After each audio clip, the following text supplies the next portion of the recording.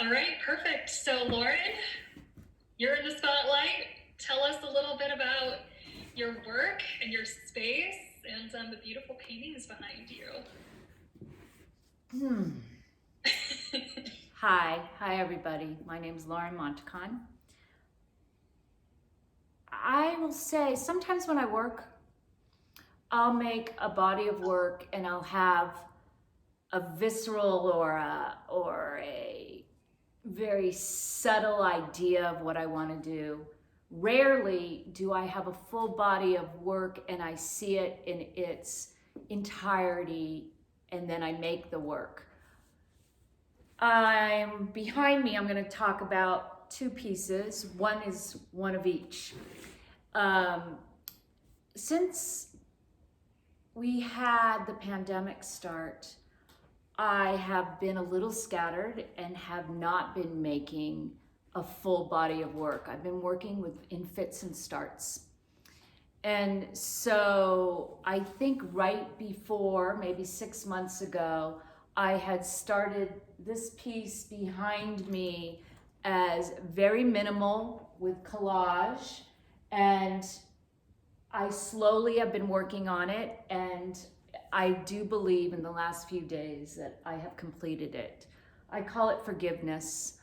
I know that Elaine has an image that she might want to pop up, but maybe not while I'm talking. It has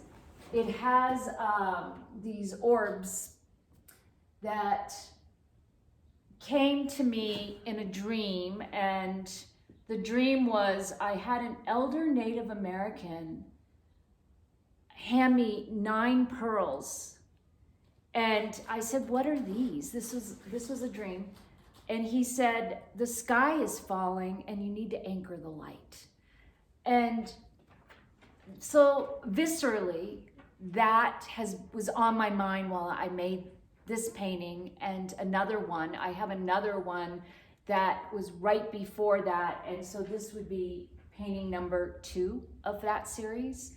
Forgiveness came to me while I was working on it. That became about the tears of the world. It might be my way of processing the state of the world. Blue is a very healing color when you utilize it, I believe, in a format of electric blue, hands-on, especially hands-on work, that it helps the electrifying energy heal. It also, in the chakra system, is our communication. The painting behind me, it's a portal. And on my website, if you ever wanted to go back, I did a series called The 7 Portals, which were red, orange, yellow, green, blue, indigo, and violet. And the story behind that one is I went to graduate school and received my MFA in the 1990s in Portland, Oregon. And not too long after that, I was really struggling with the idea of minimalism and the intellectual critical theory that I basically spent my 2 years on.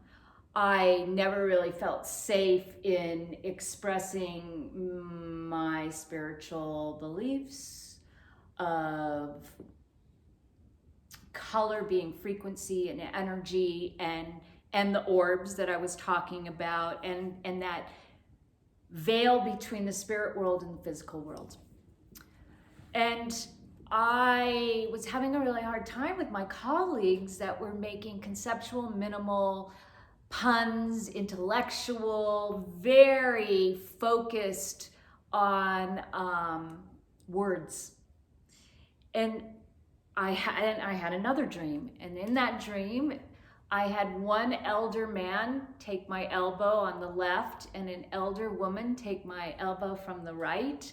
And I was in a large warehouse space, and to the left were my paintings, and to the right was one of my colleagues' concrete blocks that she had made on the floor. And what I saw to the left was portal number 1, red, all the way into violet, just like this. And there they were. And the elder on the left said, do you know what your work is about? And I said, I'm like, no, tell me. He's like, and the elder woman said, your work is about color frequency and don't ever deny it. And I woke up elated. It changed my whole perception, my insecurity, my wanting to be accepted, all of that as I moved forward. It took me another decade to make the work. I actually did a show in Laguna Beach, and it was of the portals, and it was in 2012. So I have 2 left, this one, portal number 2, and portal number red, and actually I have portal number yellow. I have 3. So that's my story on that. The only full realized I saw it in my head and had to do it and did it series. So Lauren, I'm gonna pause you right there because that was a lot of really interesting stuff that you just shared. Thank you. And I'm gonna give people a moment to look at the images. So I have Portal up on the screen right now, and I just think that dream that you had was so neat, and the fact that you get such clear messages in your dreams is really fascinating to me. So when you heard that, you said you were elated that your work is about color frequency. I mean, was that something that you had kind of felt and you were elated because it was validating, or was it something that you weren't sure of, like you kind of felt but couldn't articulate, and then suddenly that was like an epiphany, an aha moment for you? I think I was trying to fit my circular self into a square peg in my art community. And I have always been, I've my whole life I have had some very poignant dreams that when I awake I'm like, wow, that was important. That was a real important dream. And I had one of those experiences when I woke up, and so it wasn't so much about the color frequency. It was more of, oh, you trying to fit yourself into something you're not. It's okay to just go your own way.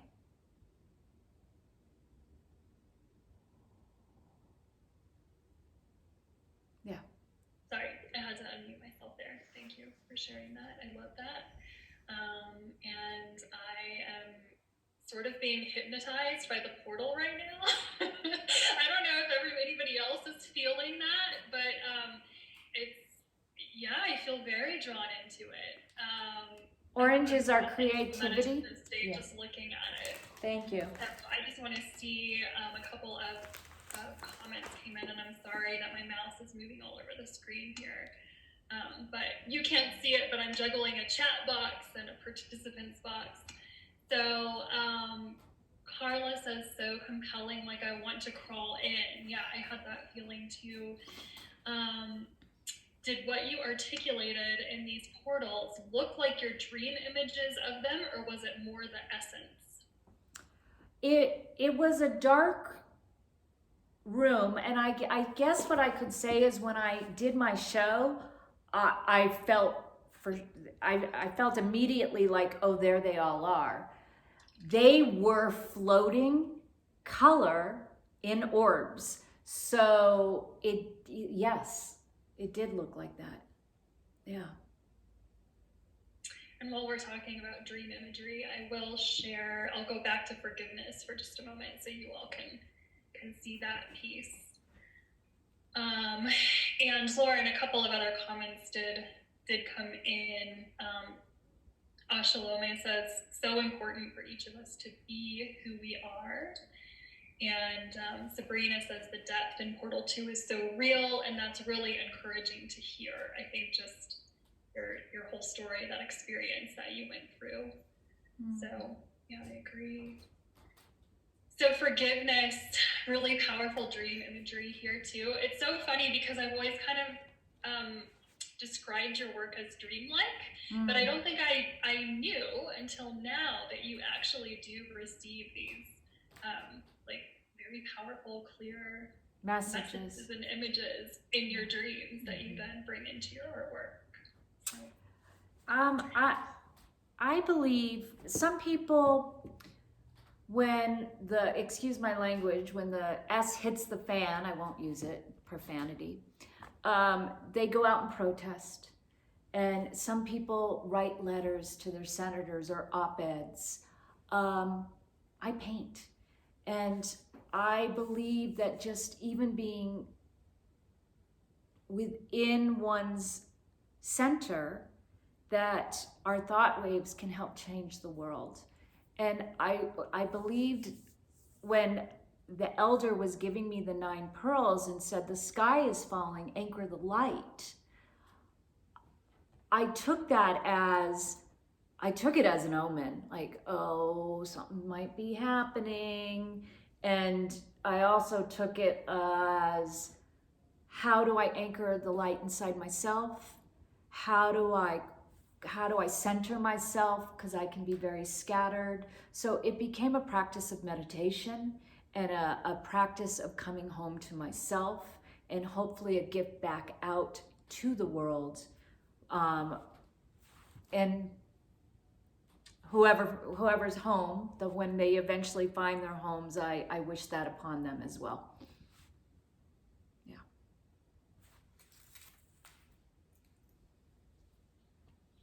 Sabrina says projecting frequencies does change the world.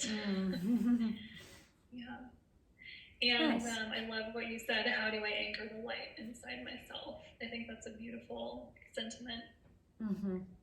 Yeah. Do you want to share some more about this work, or would you like to show us something else in the studio?